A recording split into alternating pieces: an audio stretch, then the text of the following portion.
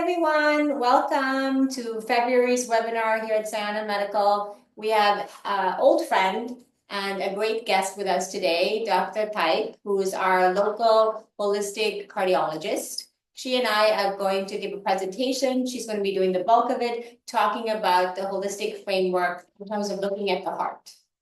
Next slide, Alyssa. Before starting on these questions, could people put on the chat what they really hope to learn from this presentation and what questions they really want to make sure that I answer or she answers before the hour is up. So I'll give you guys 30 seconds for any chat questions just to make sure that your questions are answered and your time here is valued.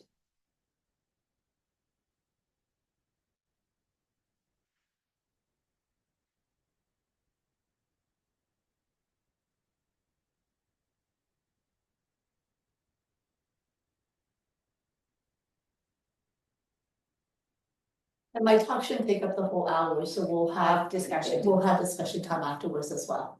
Perfect. We got a few questions, and if you guys have more questions, please drop them in the chat. Perfect. And I'll ask her these questions at the end of it, and we'll have a discussion so you guys can get the best answers. And before we have her start, I just thought we'd have a few questions just to see where everybody's fund of knowledge is and wake us up before dinner or after dinner. So here's a question. Which of the following cholesterol, which is lipid panel markers, typically increases due to alcohol consumption? We saw this a lot during COVID and the pandemic. Our patients would come in and this one number was really high. And we asked them, they were like, well, I am drinking a bottle a day. What do you guys think it is? Put it in the chat. Which number do you think is increased due to alcohol consumption? And maybe this is going to answer a question for your own blood work. Good job. Nick said triglycerides. Excellent. So excessive alcohol intake can lead to high triglyceridemia. And it's a risk factor for cardiovascular disease and also can impact the pancreas. Next question. They're just a few. Early menopause, this is for the women in the room, before age 45 increases the risks of strokes and heart disease in women. Is this true or is this false? Anyone? It is true. Go ahead. Excellent. So women who do experience early menopause do face a higher risk of cardiovascular events due to the loss of the protective effects of estrogen. And that's where seeing a cardiologist, especially a holistic one, becomes super important. Next question. More than 90% of people with heart attacks have high cholesterol. What do you guys think? Is this true or is this false? Is heart attacks really an issue of the main thing being high cholesterol? Good job. False. You guys are a smart group of people. So in a study in 2009, where they studied a bunch of people admitted to the hospital with heart attacks, about 50 to 75 of these people had low or excellent LDLs. So as she will explain, that heart disease is not a matter of just high LDL. Next question. The risk of cardiovascular disease in postmenopausal women is 2 to 3 times higher compared to the women of the same age who are premenopausal. Is that true or false? Kind of a similar question to before. Perfect. Next slide. Excellent. Same answer really due to a protective benefit of estrogen. And then the last question. Which of the following are typical symptoms of a heart attack in women? For men, they typically get chest pressure and have some of the typical symptoms of heart attacks. But for women, which one do you think is the most likely symptom that they might feel? And especially women who are listening, if you have these things and you're postmenopausal, make sure you take them seriously. I got an A, I got a B. And giving them the answer, Alyssa, it's actually all of the above. So women can have achiness in their arms, jaws, upper back pain. They can have fatigue, nausea, and indigestion. They can have flu-like symptoms. And this is why a lot of women are dismissed in the emergency room because it doesn't seem like a typical heart attack. So it's important if you're having these weird symptoms and you're postmenopausal, have some risk for heart attack, make sure you take it seriously. Oh, this is the last question. If I take my statins, which I get this question a lot, I can eat whatever I want because my cholesterol is in control and I don't have to worry about heart problems. Okay, good job, you guys. The answer is, this is false, the answer. Perfect. So I'm gonna let Dr. Thaik speak about her experience, and she's she wrote an amazing book, which she'll talk about, but she's an amazing cardiologist with a lot of actual clinical experience, and she's really blended conventional medicine with functional medicine. So without further ado, go ahead. Thanks, Shilpa. Go ahead, Lisa. So when Shilpa and I met almost 10 years ago now, right? We were both super excited. We were expanding our practice and going into functional medicine. And at that time, functional medicine was just sort of taking root, right? And we were excited to expand our practice style, right? To take a look at a deeper root cause for an explanation for why people have the diseases that they have. And we've had a great collaboration since then, because really any patients I've seen Dr. Sayana, whether they're talking about hormone imbalance, whether they have gut issues and are trying to repair their gut, whether it is, metabolic syndromes, they are at risk for heart disease, right? And on the flip side, any patient that's coming to see me, whether it's for high blood pressure, cholesterol, atherosclerosis, if they want a more complete approach, rather than just sort of masking or treating just the numbers, right? Then and seeing a really good integrated internist who really understand the integration and the impact of hormone, diet, nutrition, exercise really will make a difference. And so we've had a really great collaboration. I'm really glad you invited me to come and talk to your audience and for my audience to hear from you as well. So why does it matter? Well, heart disease, even in this age with all of our advances, still remains the leading cause of death, right? With unfortunately cancer actually, becoming very close second. And while on this talk, we are focusing on cardiovascular disease, any of the underlying root causes that I talked to you about for cardiac disease will also impact risk for cancer, strokes, liver failures, etc. So you'll see a constant theme throughout that the things that affect our body in terms of its health and its metabolism will impact all systems and increase the risk of all sorts of diseases. Heart disease, 1 in 3 have high blood pressure, 1 in 3 will die of cardiovascular disease. And it's really sad when you consider that 80% of cardiovascular disease is actually reversible. And it is based on lifestyle, a good part of it. And so behavioral modification can go a long way. And little changes, little tweaks, as I know you've seen in your patients, can make a huge difference. Absolutely. Go ahead, next list. So this diagram really highlights for me the principle of functional medicine, right? I like to contrast the fact that traditional allopathic care is what we call sort of top-down approach, right? So you identify the risk factors. So for heart disease, high blood pressure, diabetes, cholesterol, smoking, right? Obesity.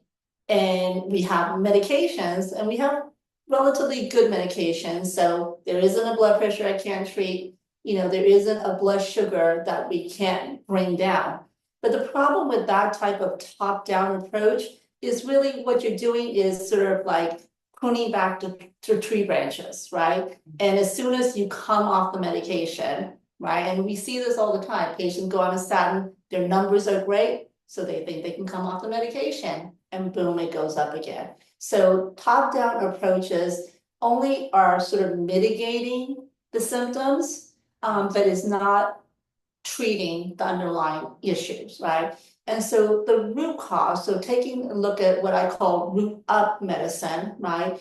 And here you have listed things like, hormones, structural imbalance, inflammation, mitochondrial energy production. So it's sort of the biomechanics of the body is really where we need to be attacking all diseases. Next.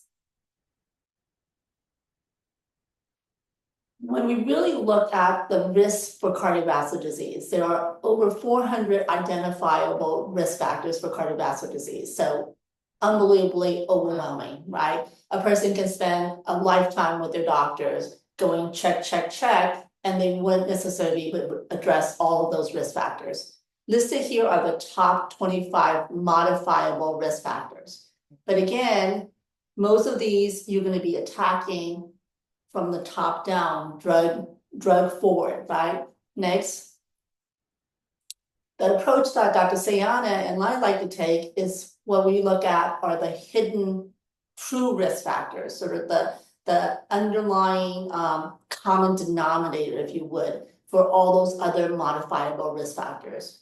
So chronic inflammation, endothelial dysfunction, oxidative stress, all are pretty much part of the same milieu or pathology. And then we'll talk about, gut health, gut dysbiosis, intestinal permeability, and end with metabolic syndrome or insulin resistance. Next. So chronic inflammation, right, and heart disease. So whether COVID, whether an autoimmune condition such as lupus, Hashimoto's thyroiditis, whether you're talking about diabetes or metabolic issues, the underlying issue is always inflammation, right? And so what inflammation does to the cardiovascular system is affects the endothelium. So the endothelium is that lining of that blood vessel, and it is responsible really for being the protective barrier, not just to inside your heart, but inside your vessels, right? But what that means is that because the vasculature system and the microvasculature system in particular is exists in every organ, whether we're talking brain, kidneys, liver, lungs, it is, has the potential to impact all systems, okay? And so things like diabetes, high blood pressure, et cetera. And so the endothelium is designed to, regulate blood pressure. Endothelial dysfunction will always lead to hypertension. It regulates blood flow. It is responsible for clotting mechanisms and so forth, right? And so, as we talked about, and some of the questions that Dr. Sayana asked, right? Cholesterol is often put out there in a misleading way as like the culprit, the one thing that is the most important thing that leads to atherosclerotic disease. And why is that the case? I think that one, there's a lot of misinformation that's out there.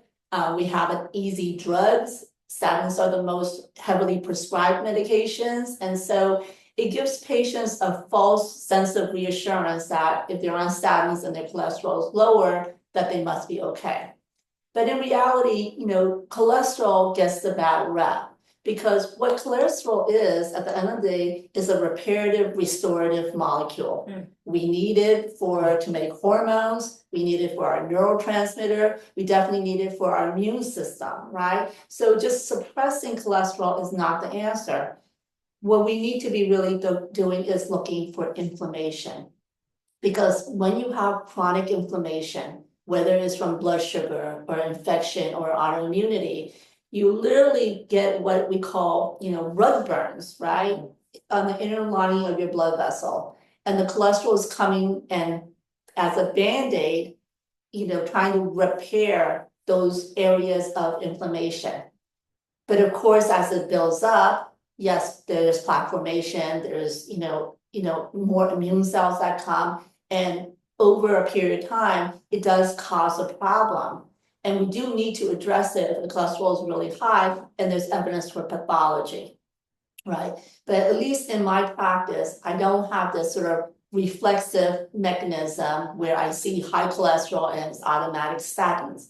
And I see that all the time where patients come and see me, oh, my doctor, my cardiologist, they want to put me on statins.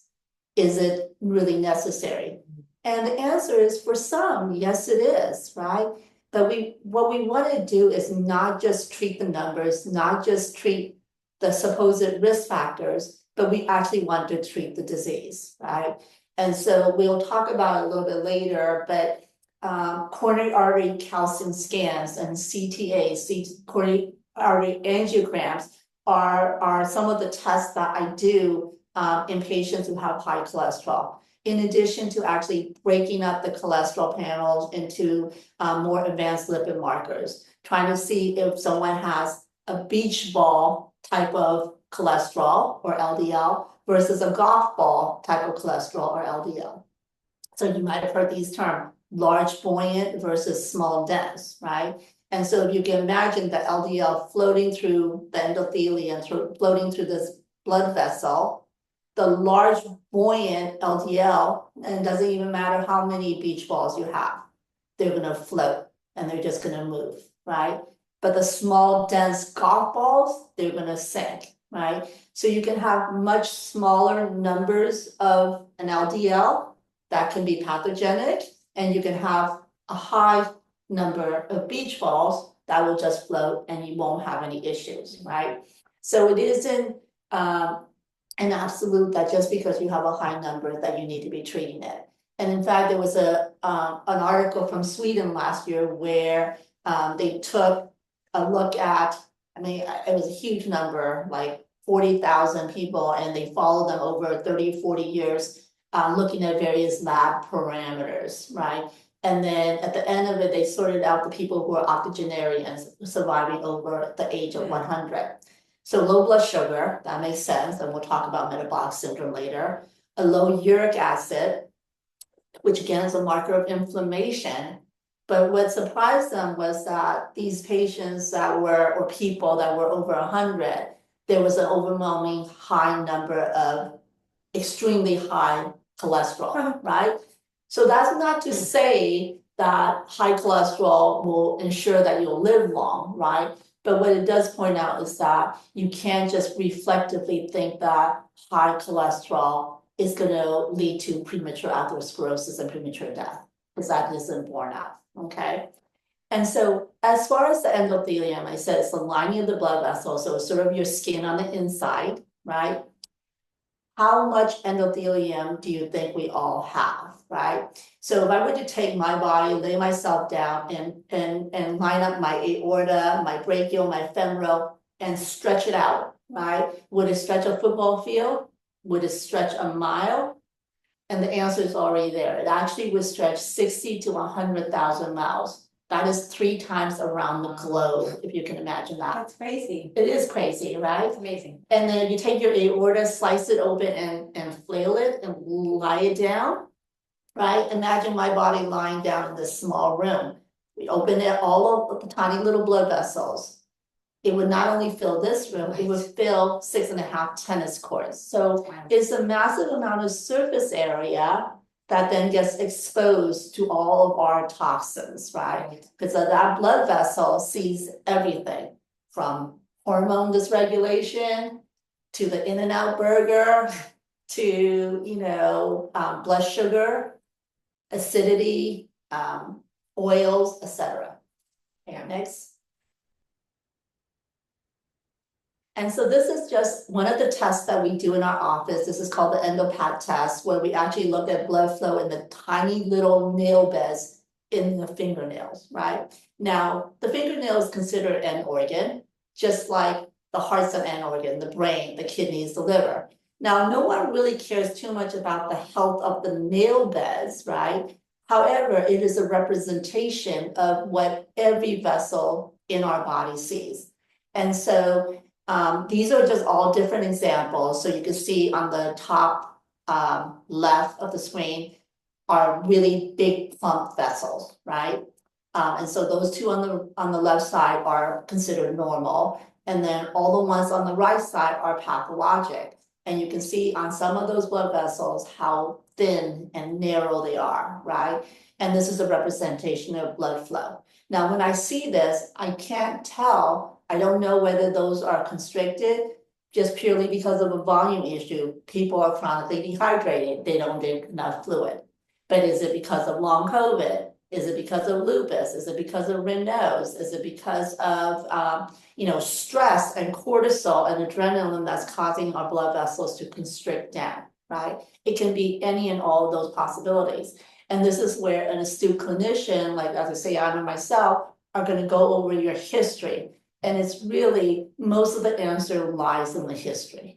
Makes Honestly, sense. Absolutely, 80%. That's why our initial appointments are like 2 hours. It's all there. Right, And it's like, oh, I know exactly what I think you have. Let's do the lab work to confirm. exactly. And I think that part of the problem that exists currently in our modern day system is you go to the doctor and you get 5 minutes, 10 minutes, you barely have a chance to sort of just state the Absolutely. problem, right?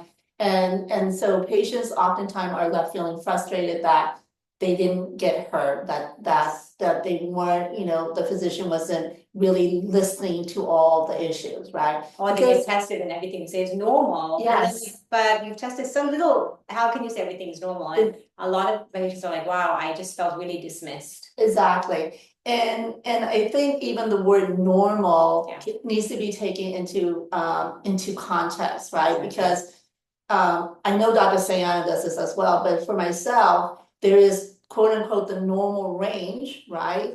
And then when we look at things from a functional lens, and when we look at things serially, even when like say the TSH is still in the normal range, but you see that it's been climbing from 1 to 2 to 4 to 5, you know that there's a trajectory. Exactly. And those are the things that we would look at. Next. Okay, so what are the causes of inflammation and oxidative stress? The list is a mile long, right? And so rather than just sort of listing these off, I like to sort of give 5 key ways for patients to think about this, right? So nutrition, and this can apply to those of you sitting at home. Maybe your issue isn't cardiovascular, maybe it is hormonal or GI, right, or neurologic, but you can apply these 5 principles to any of your symptoms, and you can almost be your own diagnostician, okay? So nutrition, right? And all of us say we know what we should eat, right? But truthfully, be careful about the word I know, because that keeps you stuck, right? What you're actually doing, what your mirror is reflecting back at you. So if you're overweight or you have like, acne, right? What the mirror reflects back at you is really what your body knows, right? And so you really have to think, am I eating living food, right? Or am I eating dead food, right? Am I eating food that was never alive, right? Versus, plants, and even, so, and when I say live food, right, I don't just mean, plant food, right? Because there's a lot of benefit that does come from eating animal proteins, right? Yeah. And so, I always find that people are very passionate about whatever their belief is, right? Completely. Yes, so there's, vegetarians, vegans, right, versus the paleo, the ketos, right? And everyone believes that what they are adapting to is the right thing for them. But in reality, when we talk about the need for diversity, right? What each individual need is whatever they are not actually eating, right? So those are people who have been plant-based for the last decade, they actually need animal protein. They actually need omega fish oil, right? And then obviously for the people who've been mainly doing paleo and keto, they need the fiber, right? They need the, Phytochemicals. the phytochemicals, etc. And so, again, I always reach back to my Buddhist roots, so middle of the road, right? On neither extreme, right? So nutrition, and can't stress the importance of water in that, in nutrition, right? Exercise, you wanna be doing a modest amount of exercise, both, weights as well as aerobic. But guess what? To my gym rats that spend hours in the gym, that exercise is the most the thing that leads to the most oxidative stress, the most inflammation, so you have to be careful about that, right? It has a lot of benefits, but it's really stressful to the heart, right? So we did nutrition, exercise, sleep. Sleep is the time when we do our most, we might be resting, but our body internally is doing its most work, right? The liver is super active, the immune system is super active, and so we need a good amount of sleep for our bodies to repair. And so if you have sleep disturbance, if you have sleep apnea, that will lead to inflammation, that will lead to oxidative stress. Stress itself, right? A lot of people, they think they're stressed, but they can't do something about it. You absolutely can do something about it, and not only that, you must do something about it. Cortisol, the adrenaline system, the epinephrine, norepinephrine are two of the most potent sort of neural hormones that leads to inflammation, oxidative stress, metabolic disturbances, insulin resistance, right? And so those first four, any individual without a physician can tackle them by just looking at their own lifestyle and behavior. And then the fifth one is the only one that you really need help of someone like Dr. Sayana, and that's looking at toxins, right? Infectious inflammation, your gut, your balance, heavy metal, things of that nature, right? And so you need a astute physician to sort of take a look at that. But that really encompasses all things that will lead to inflammation, oxidative stress, increase your risk of cancer, heart disease, liver, issues and so forth, right?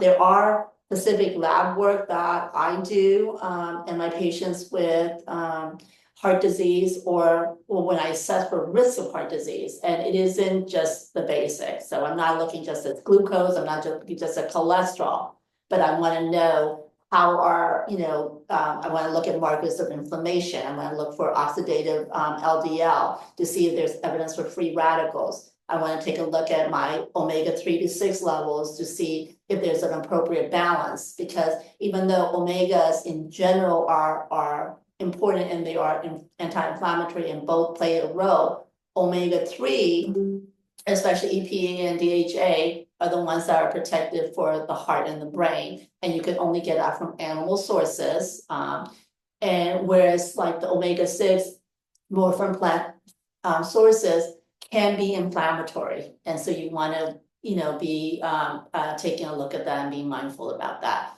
And we'll talk about various solutions later. What supplements? I think the slide just cut off there. Yeah. CoQ10. So in terms of supplements that I recommend in general for cardiovascular health, and in no particular order, right? Methylated B complexes, I think, are really important.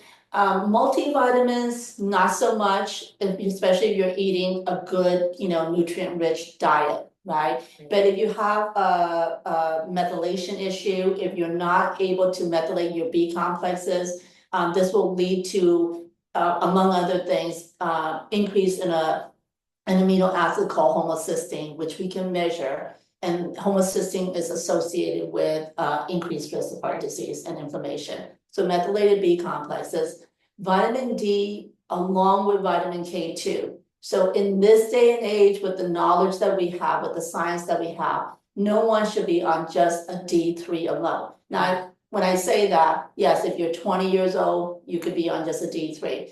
But what D does is indiscriminately pushes calcium into tissues. Yes, we want it in our bones, but we don't want it in our valves, we don't want it in our blood vessels, we don't want it in our brain. So and the prescription kind doesn't have D in it, right? So you just tell people to take a supplement? Yes, I tell people to take a supplement, and a multivitamin doesn't have enough D. So vitamin D should be about 5,000 units, vitamin K2 about 180. What K does is like those people on the airport where they say this plane goes here, this plane goes there. Yeah. K will actually tell the D where to put the calcium, and it can also help to remove calcium from where it doesn't belong. So if somebody, particularly if you've done a coronary artery calcium scan and you know that you have a high calcium, you should be taking K2 in order to decalcify the blood vessels. Omega-3 for inflammation, it acts as a protective coat on those blood vessels, probiotics, right? And so those are usually my core products that I recommend for everybody. And then if someone has like metabolic syndrome or other issues, then berberine, alpha lipoic acid. I have different cocktails for cholesterol in terms of red yeast rice, plant sterol. Berberine will also help with lipids. Yeah. And so those are sort of nuances that we can talk about. Go ahead. Okay, so Dr. Mark Houston, said that there can be hundreds and thousands of insults to our body and to our blood vessels. But from a blood vessel standpoint, there's only the same mechanisms of reaction that it works to, protect against whatever might be the insult. And unfortunately, part of what the body does to protect itself against the invaders, against the enemy, unfortunately then leads to pathology, right? So when we have mast cells and macrophages, and then there's inflammation, then they become foam cells, and then the lipids gets into them and then they get oxidized. And over time, that can cause a lot of issues, right? And so I always try and remind patients that when it comes to pathology, right? Like say, for example, COVID, we can blame the COVID, virus, we can blame the COVID vaccine, but obviously there is biological divergence, right? Where some people didn't even feel anything and other people got horribly sick and a good many died, right? So yes, it is the infection of the COVID, but it is the underlying immune state of the body, right? Whether they have autoimmune conditions such as lupus and other vascular issues, and then also how robust their immune system is, right? Because unfortunately, it was that robustness of the immune system that actually led to the worst pathology, right? And so one has to really be careful and cautious about that. And so again, this is why it's so important that you actually protect yourself against those insults, because you don't want your body to get into that immune inflammatory state. Next. So understand that whether it's a physician treating you or you taking care of yourself, right? You should be taking care of the entirety of you. And if the entirety of you, only 10% of the entirety of Cynthia is actually human Cynthia. And 90% is others, the microbes. And there are millions and millions of bacteria, viruses, fungus that actually resides within us and are commiserate with us and control our neurotransmitters, control our immune system, control our hormones, right? And so when we call the gut our second brain, right? When we talk about our gut and all the microbes in our gut, really sort of controlling us. If you guys remember that Disney movie Inside Out, Yeah. I always think about that, right? All those little critters that are like controlling our emotions, controlling our thought processes, controlling our focus, right? And so from a cellular perspective, only 10% of our cellular material is human. From a genetic standpoint, less than 1%. So 99% of our body is foreign to us, is microbial, right? And so when we talk about what we feed ourselves, yes, it's important for us to feed the human us in terms of the nutrients, but we should also be thinking about what are we feeding the microbes, and it is beneficial to the microbes or not beneficial to the microbes. And when we take medication, particularly when, I get so many patients, especially like friends, right, that call and say like, I have a cold, can you write me for some Z-Pak, right? And I really have to try and like dissuade them from that, right? Because you feeling less symptoms 2 days earlier, it's not worth you literally like, Hiroshima, the atomic bomb, Yeah. and wiping out your entire microbe. That could take you not days or weeks or months, but literally years to recover and Absolutely, repopulate. we see this all the time, if we treat people's guts, people with like chronic anxiety, it gets much better, people with chronic depression, it improves, inflammation gets better, autoimmune numbers and markers go down. Absolutely. So feeding those gut bugs is super Yes, important. is critically important. Next. Okay, so this is just a pictorial of things that will be good for the gut microbes versus bad for the gut microbe. And at the end of the day, what it does to the gut, those bacteria and whether they are healthy bacteria or not, will determine your gap junction. So those are basically the junction between the cells in your gut lining. Now remember, the gut is supposed to let nutrients in, but they're microns in terms of size, and that's what is supposed to let amino acid in, as opposed to tertiary protein structures, right? It's supposed to let the micronutrients as opposed to the macronutrients.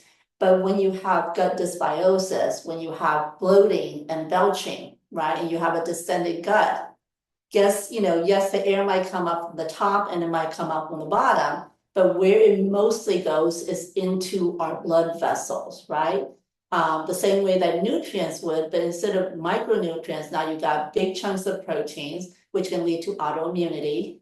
You got bacteria going into our blood system, and that will lead to inflammation.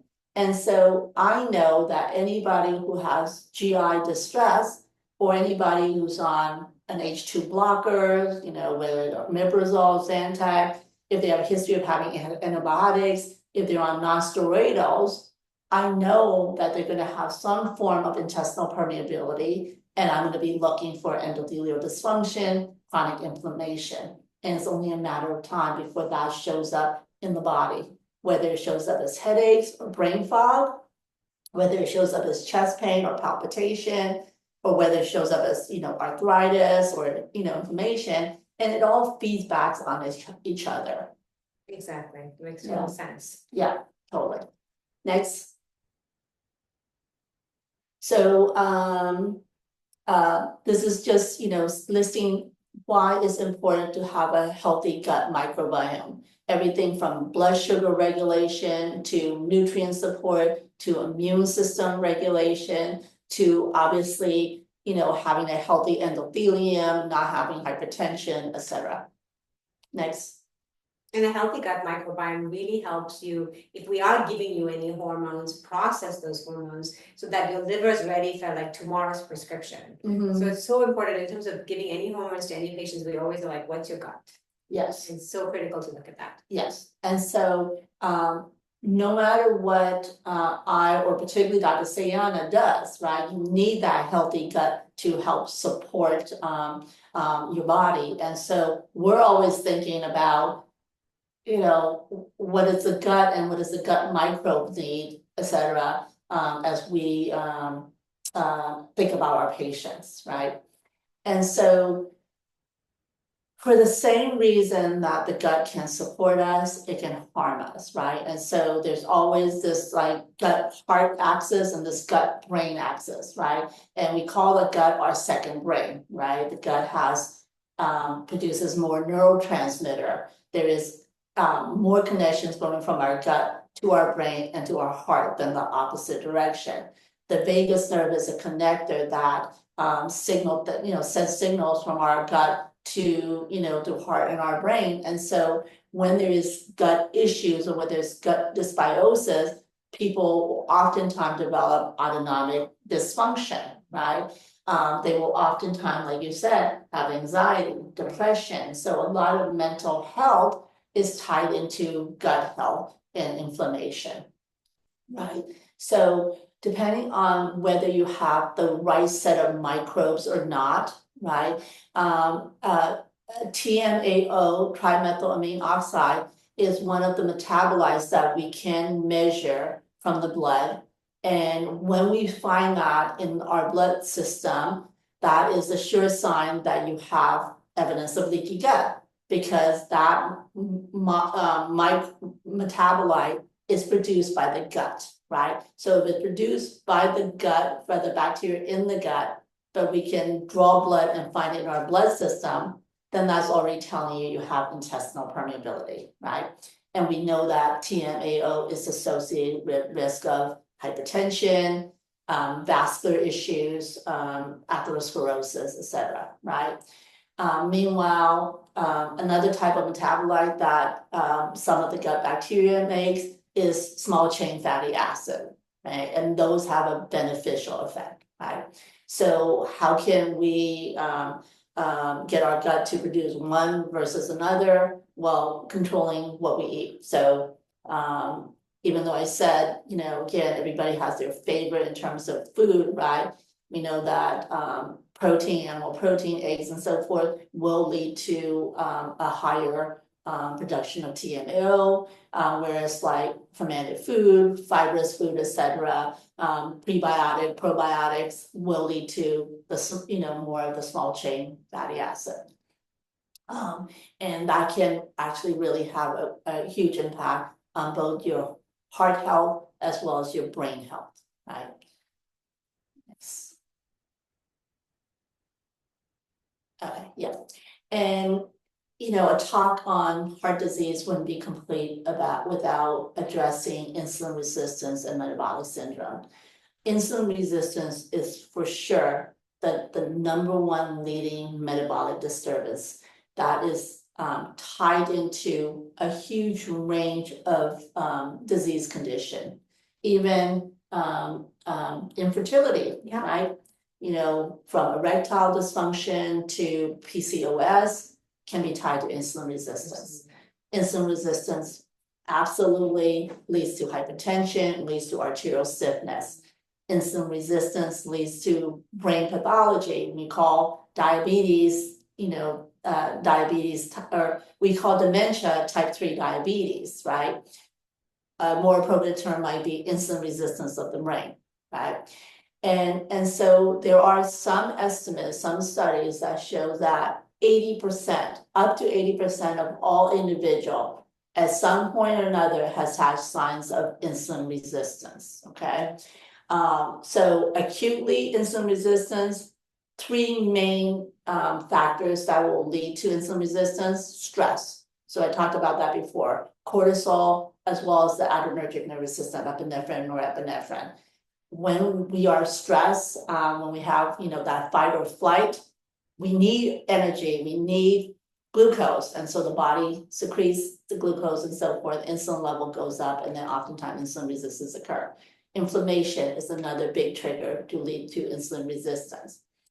And then the third thing is insulin itself leads to insulin resistance. So it's sort of like the more you have of something, you develop that what's the term I'm looking for? Resistance, right? So you just stop responding as much, right?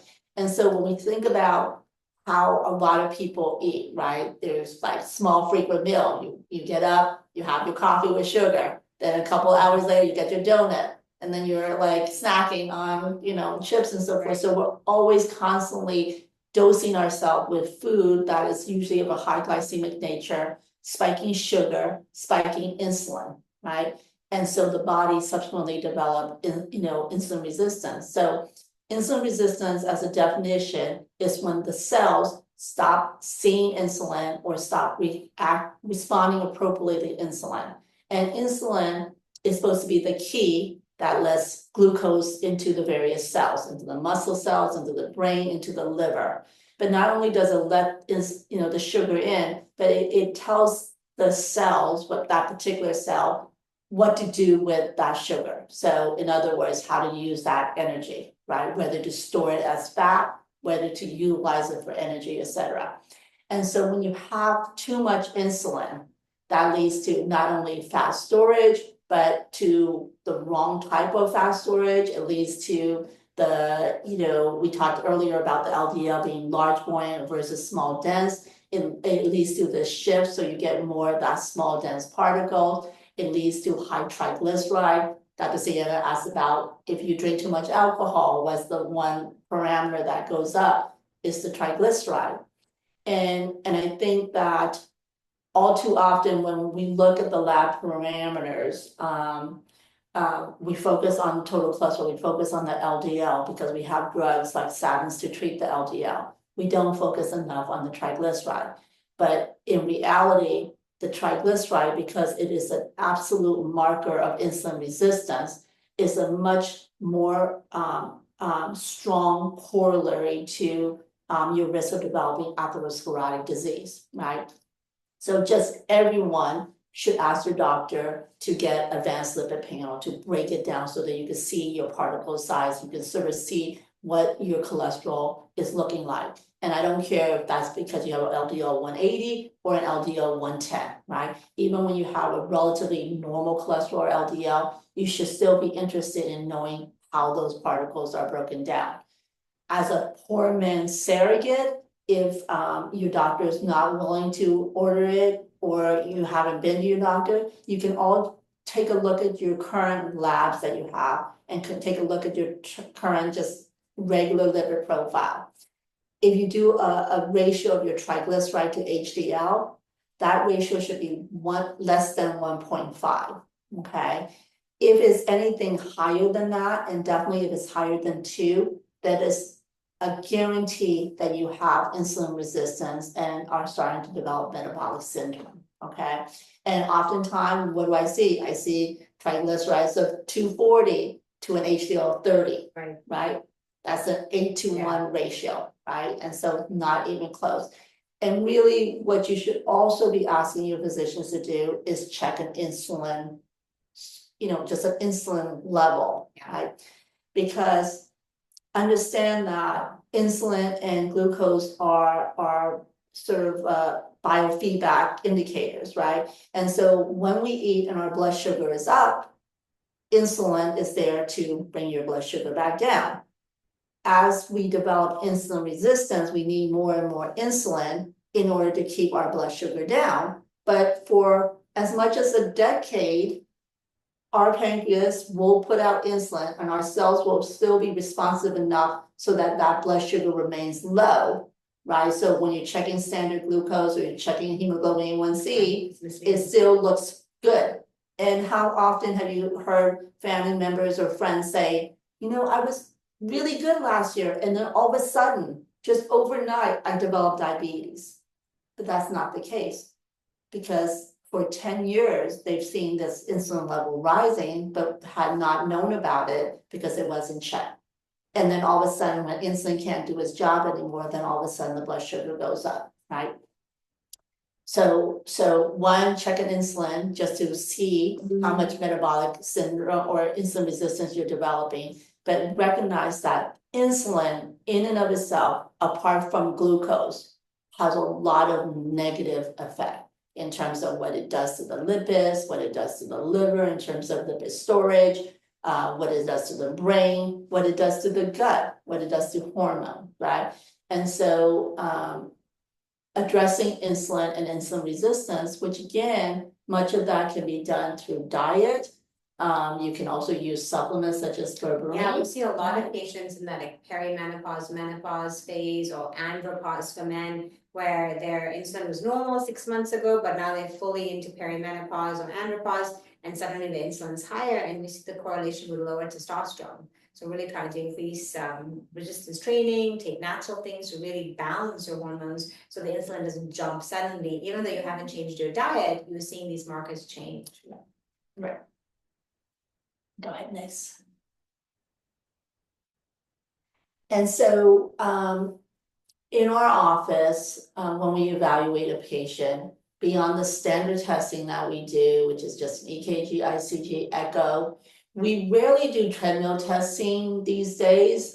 In the past, like every patient, like almost annually would get an echo on a treadmill or stress test.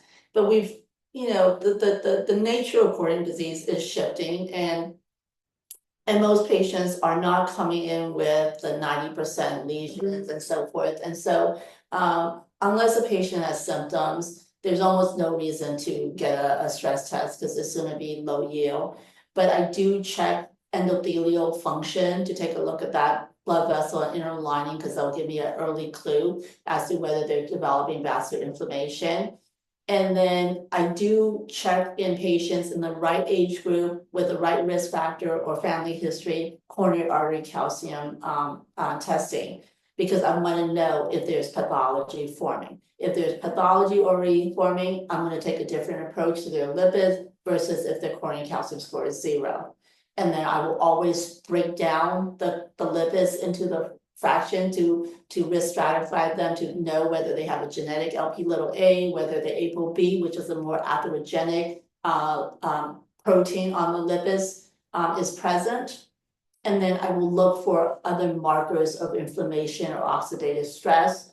I will always check a vitamin D level. A lot of patients tell me they're on vitamin D, and I look and they're not, or they say they eat enough fish and they don't want to take supplemental fish oil, but then I see that their omega-3 is really low. And then what does that look like, if you could just explain to the listeners, a coronary calcium score? Is it like a radiology? What does it look like? Would it be any pain for the patient? Yeah, so the CAC scores were developed, almost 20 years now, right? And I used to practice in Santa Monica. And so at that time, when it was first available, I would have these execs coming to me and they'll say, I have the score and what do I do, etc. Right? And so quite honestly, I wasn't an early adapter to the technology because I still believe at that time that dynamic testing was more important. And at that time, we also didn't really understand or know the correlation between calcium score, which signified calcified plaque, right? Which means a sunny side up or egg yolk that is solidified, right? That's what a calcified plaque would be versus non-calcified plaque or a mixed plaque, which is more like the sunny side up egg yolk, right? And so the sunny side up egg yolk plaque with a thin fibrous cap that's not calcified is more at risk than the calcified plaque, right? Because hypertension, shear stress, inflammation would essentially be like me putting a fork into that egg yolk and then spill out, and then the platelets will come, and then the mast cells and the foam cells will come, the macrophages and foam cell, and then that will cause acute thrombus formation, right? But now 10, 15 years later, when we have so much data from all these patients who've gotten the calcium score and then subsequently either gone on to have a heart attack or not, and now we have AI with large, language modeling, we're able to more risk stratify and really know if someone is at risk or not. So just a CAT scan. It's just a CAT scan. And then the other difference is that it used to be $1,800, all self-pay, not covered. Now we have a lot of coverage for it, right? And the prices has dropped down. So even if your insurance is not going to cover it, there's a lot of centers that will do it for $150 to $200. Amazing, right? So that's definitely worth doing. So if you have a high calcium, if you have a high cholesterol, but your calcium score is 0, then you can breathe a sigh of relief and you can take the time to figure out why that cholesterol is high. Right. Looking at hormones, looking at inflammation, looking at stress, gut health, etc. Right? Now, if you have a high cholesterol, as many of my patients do, where they say like, there's no way I'm not going to take statins no matter what, and then their calcium score comes back at 800, then I really have to say to them, okay, you can be on your soapbox and say, I don't want to take this medication, but is that really worth the risk of having a heart attack or stroke, right?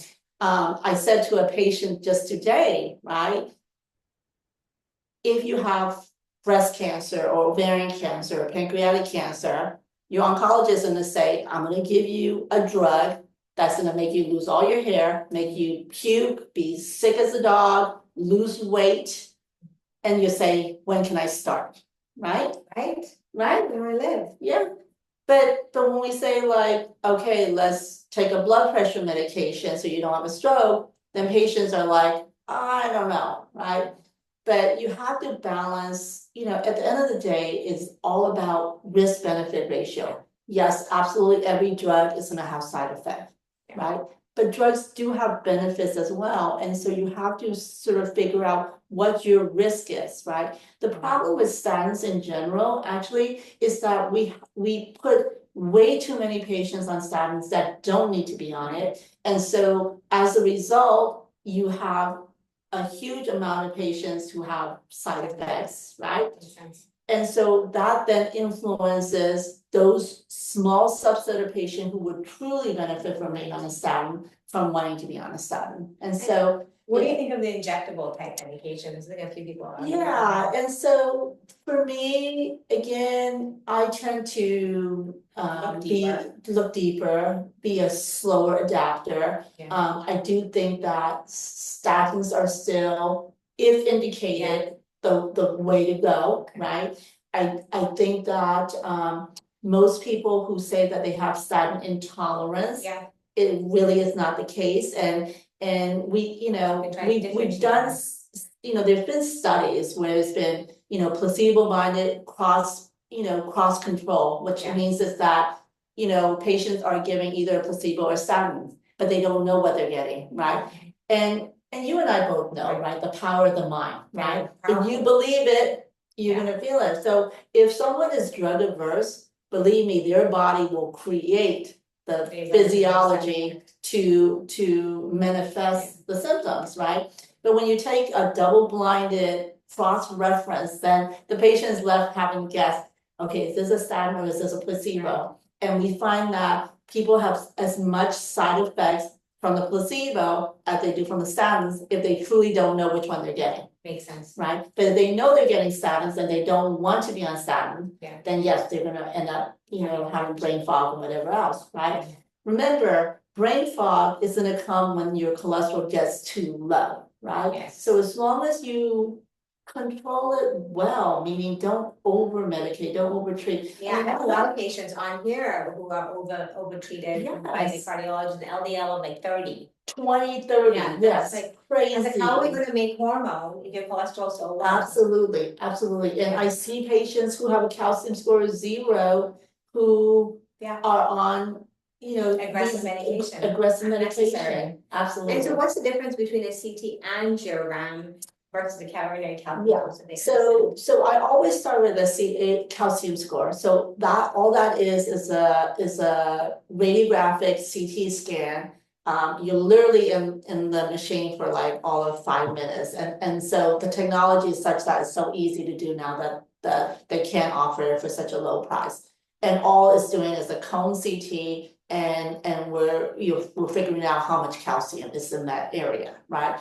There are caveats that the patient needs to be aware of, right? So when they do that cone thing and they say there's, X amount of calcium, say in the LED distribution, isn't necessarily identifying whether that calcium is extraluminal, intraluminal, or in the vessels, right? So it's just giving you a ballpark idea of whether you have vascular inflammation, because calcifications can come about as a result of inflammation. So it's just sort of generally defining, is your vascular healthy or not, is there, calcium or not?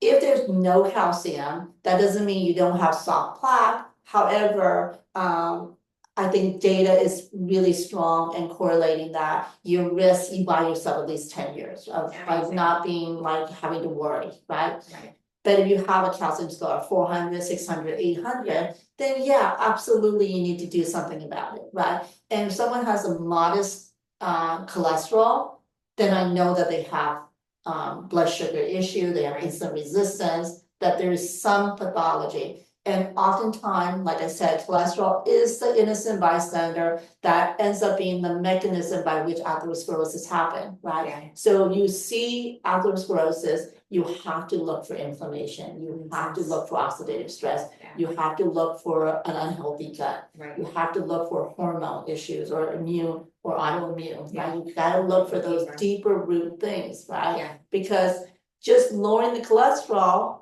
if I say to you cholesterol is actually the Band-Aid, doesn't make sense, right? You've gotta Absolutely. lower that underlying nidus for which the cholesterol is building up. Yeah, and there's some good studies showing that higher levels of lead is associated with coronary artery disease, and we had lead levels that were 100 times normal a few weeks ago with the fires. Yeah. Miles away. So for people who don't detoxify well, it's important to measure those levels. So that's like an atypical risk factor for heart disease. Absolutely, But you need to know, and we absolutely. have the technology to measure this, so you just have to Yeah. kind of find the right doctor to partner with. Right, right, and with, especially with all the fires, like, inhalants, right, like that's Yeah. a major toxin. Microplastic, Yes. right, the estrogen disturber, Yes. right, like, Yeah, so they're all there's different so, disruptors. yeah. So Yeah. there's so many things that, I think that if you truly understand or get Yeah. educated, right? Then you somewhere can that's reduce your area. risk for. So Yeah, there's absolutely. definitely stuff you can do. Good, next slide, Lisa. And we actually really sort of cover this already, I mean, the nutrition, exercise, sleep, stress, and then seeing someone like Dr. Sayana to go over, toxins, be able to measure it, take a look at your nutrients and so forth, and then the supplements we talked about, so we can just do Q&A. Yeah, let's do those questions. And then let's say you can put up the next slide too. I can answer those questions. This is just my book. And I can just get that on Amazon? Yes, Awesome. And then the next slide, Melissa? I think that's it. Oh, okay, yeah. Perfect. So if you want to work directly with Dr. Thaik, that's a QR code you can pull up. I think the next one has both of ours on there. And is it a long wait list to get in with you, Dr. Thaik, or people can get in with you? Yeah, because And you we, take insurance? I do. Okay, so they can get this stuff covered. And you said $150 to $200 for the coronary toxin scan? Yeah, That's amazing. At this point, I think that, and most people, once you reach a right age, postmenopausal, Yeah. right? So later for women than for men, but just one time, right? Yes. Just to establish what your coronary Disease and risk burden is. Yeah. Okay, I have some questions. How do you lose weight post-menopause? That I would say the most important thing in my book is to really look and see why. So post-menopause, your insulin goes up as we talked about, and once your insulin goes up, you are going to gain weight mainly around the belly and the thighs. So it's important to understand why and look at your sources of inflammation. Is it your gut? Is it toxins? What's happening and how you can actually reduce those before trying to do some sort of diet intervention or some sort of program that really pushes you to lose weight. But hydration is so Yes. important. If you do not drink enough water to detoxify, to take all those toxins out, right? So understand that when it comes to toxins within our bodies, right? We have water soluble toxins and fat soluble toxins, right? And so water soluble toxins, you just need to get out of your body, right? Unfortunately, most of the toxins that we're exposed to are fat soluble. So that's why we accumulate more and more visceral fat, because that fat acts as a protector, if you would, right? It would rather you be fat than you be toxic. Yes, right? and we see that a lot with the use of the GLP-1s. People lose a sudden amount of weight dramatically, and all this toxin is released into their body. And then, like, now I have an autoimmune disease. And there was an interesting study that just came out recently saying that GLP-1s may put you at risk for arthritis. I think that may be the mechanism. It's the how quickly you're losing that weight. Somebody asked, what are statins? I think you have a good sense of that, Shreya. Now, they are used to treat cholesterol as a medication. And John asks, is obesity the major challenge facing us? What are your thoughts about the GLPs? So I think they have a role, but like Dr. Sayana said, right? Neither one of us are drug forward, right? So you're gonna want to understand and know your biology and physiology. It isn't just how let's just go ahead and grab that drug, right? You wanna know, first of all, the underlying issues, right? Because if you just take a GLP and meanwhile you have insulin resistance, right? And these molecules, what they do is they actually, they're glucagon like, peptides, and they actually raise insulin to try and lower your blood sugar and to excrete and so forth. And so if you already have high insulin, and I said insulin can in and of itself be a factor in causing illness, then you have to be really careful about that, You right? really do. And another thing is doing them, it's so easy to get them at lots of different places that are not medical facilities. I think that's just really dangerous and bad medicine. You need to partner with somebody who's gonna be watching you, monitoring you. If you have a bit of pain and you think it's just a side effect of the drug, it could be a severe kind of pancreatitis. So it's important Yeah. to monitor. Having said that, our office, we sat on the sideline for many years Yeah. and not doing it. But right now we are offering it to our patients as Yeah. well, right? And so again, you wanna really be like, have it be individualized for you. I mean, Exactly. GLPs can have benefits. There are, reports of it having some immune benefits. Absolutely. Definitely from a cardiovascular standpoint can be protective. So again, it comes to that risk benefit ratio, right? If you have enough risk, if obesity is exponentially increasing, your risk and increasing your mortality and morbidity, and you're not able to lower it, absolutely. I feel like It that could we be now really a have game changer. drugs and it can be absolutely a game changer, And right? make sure you like maybe stay on the lower dose and not just quickly escalate, because that's where I see people get into trouble. So Exactly. even though that's the guideline, keep escalating, Yeah. just maybe stay on the lower dose for longer. And we do see a lot of nutrient deficiencies on the GLPs because you're not eating. So just make sure you're nourishing your body even though you're not hungry. Remember, from the pharmaceuticals perspective, they want you to, dose escalate. Yes. One, because they make more money, and then there's more resistance, and so then you have to go up on the higher dose. But there's a lot of research now and applications for microdosing, and I think microdosing just to help with the neurodivergence and the Yes. thought processes can be really beneficial. For sure. And then patients still need to then do all the things that they need to do from a lifestyle. Absolutely. I've seen people like stop smoking on them, alcoholics get alcohol, they are amazing Yeah. drugs. Yeah. But just use them with some sort of caution. Yeah. We answered this question, I think, already about restorative sleep and how it relates to inflammation. And then Dina asked, why do the endopath on small women, would they have narrow vessels Yes, anyway? absolutely. Absolute great point. So men, because of their bigger bodies, will have a larger, measurement or relative vessels. So women tend to, show vessels that are maybe half to 1/3 of the size of a male. Okay, but you can still see the difference between in a women where there's reasonable flow versus when they're really constricted. So it's still valid to. It's still valid to get it, Okay. absolutely, yes. And then. Yeah, I think- but to that point, right, we've been hearing, for the last decade, in the literature and in lay press about women having small vessel disease, right? Right. Like, when you do an angiogram and so forth, oftentimes you might not find, actual atherosclerotic blockages, right?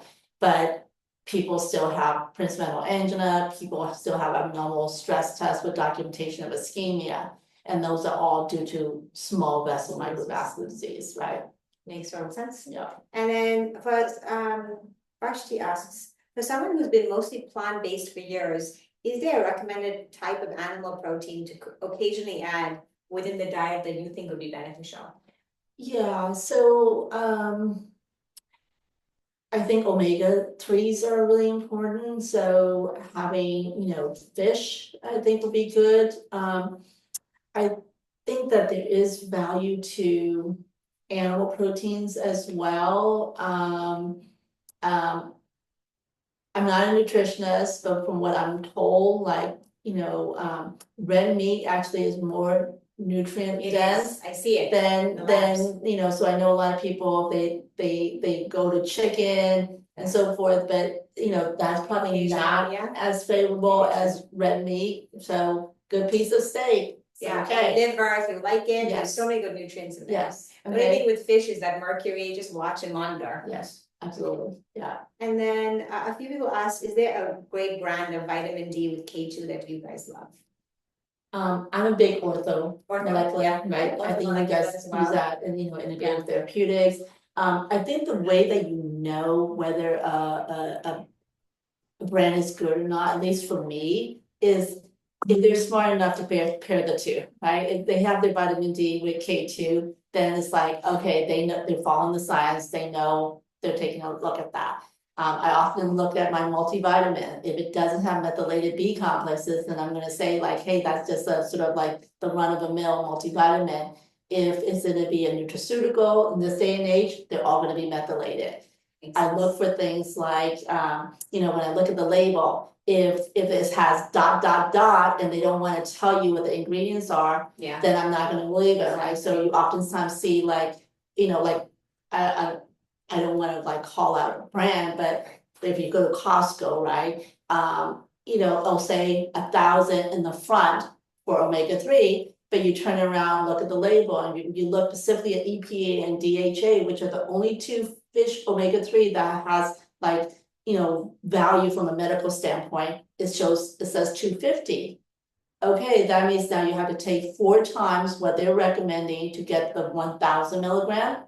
But more importantly, if you do that, what are the other 750 of their 1,000 milligrams of omega? Those are usually the omega-6 and omega-9s that are not gonna be as beneficial. Exactly, and that's with the Costco, watch for the Kirkland brand, it has a little bit more lead in it than the other ones, so you can shop at Costco, just pick your brands well, and exactly what you said in terms of reading the ingredients.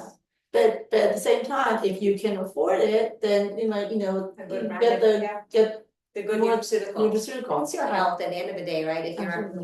If you are a healthy person, you may have many problems, but if you're a sick person, you only have one. So really try and nourish your body. Yeah. Any other questions before we do our raffle? But you guys have been so patient in the end. One lucky person gets orthomolecular omega, which is a pretty good fish oil. I take it.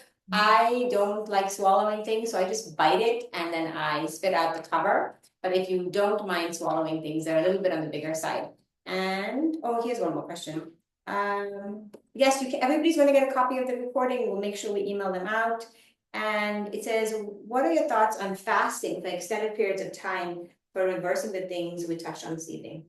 Yeah, so we didn't talk about it that much, but fasting is really good to help with insulin resistance, right? So anytime that you can just like lower your blood sugar, right? Right.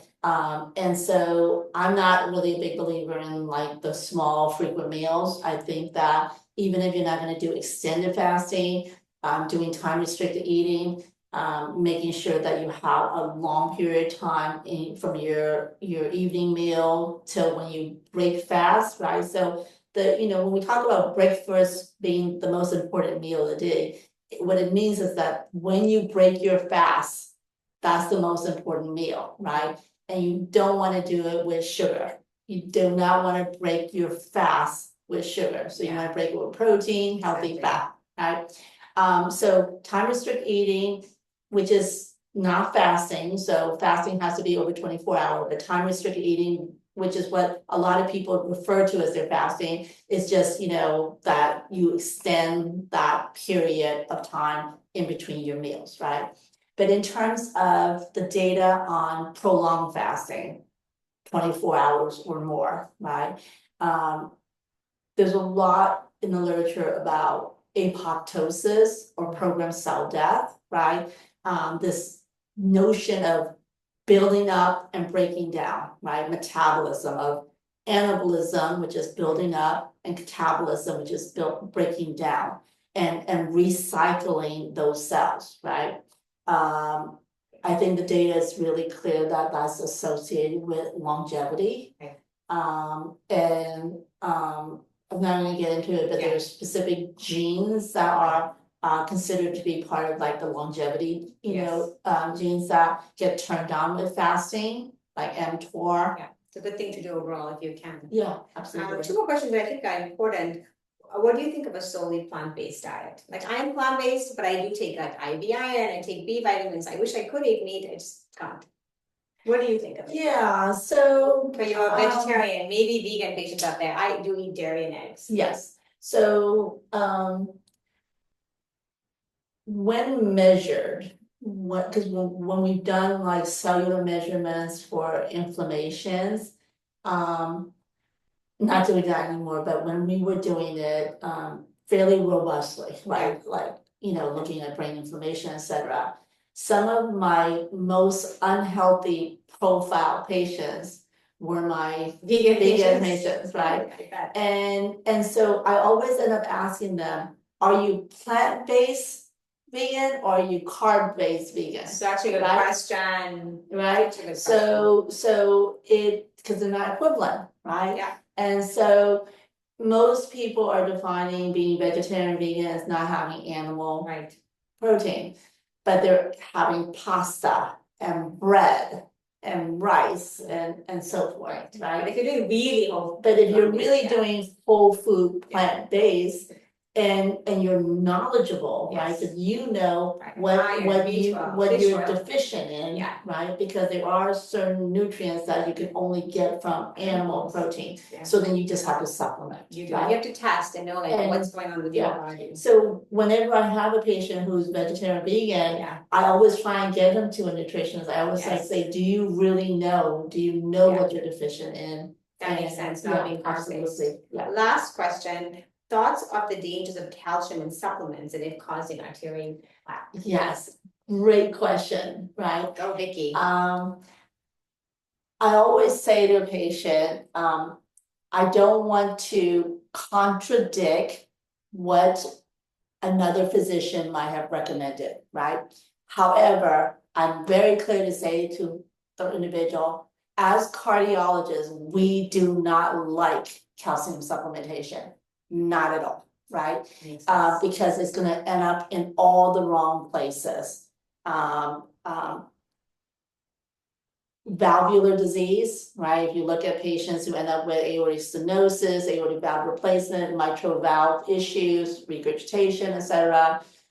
It's always, an overabundance of calcium, right? And we were If putting all we- these women on so much calcium, in my Yes. residency, everybody's like, everybody's Everybody's saying calcium, Osteopenic, Yeah, so my feeling is, and you Yeah. will know more, if you take vitamin D Yeah. and vitamin K2, we take in enough dietary calcium that there's plenty of calcium around, There is. as long as we don't put it in the wrong place, right? So you definitely don't need to be supplementing with calcium, That makes that's sense. my feeling. No, I agree. Yeah. Okay, I think that brings us to the end, and then the winner of today's raffle, thanks Alyssa for picking it up, is Michelle Fisher. So Michelle, just drop your address to Alyssa, who's moderating today's webinar, and we'll be sure to mail you a free fish oil.